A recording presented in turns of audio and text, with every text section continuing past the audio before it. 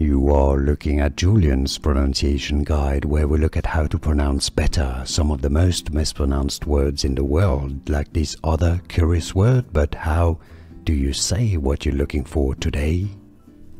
We are looking at how to pronounce this term, often used in mathematics. We'll be looking at how to say more interesting words and names that many get wrong, so make sure to stay tuned to the channel if you enjoy learning how do you say it.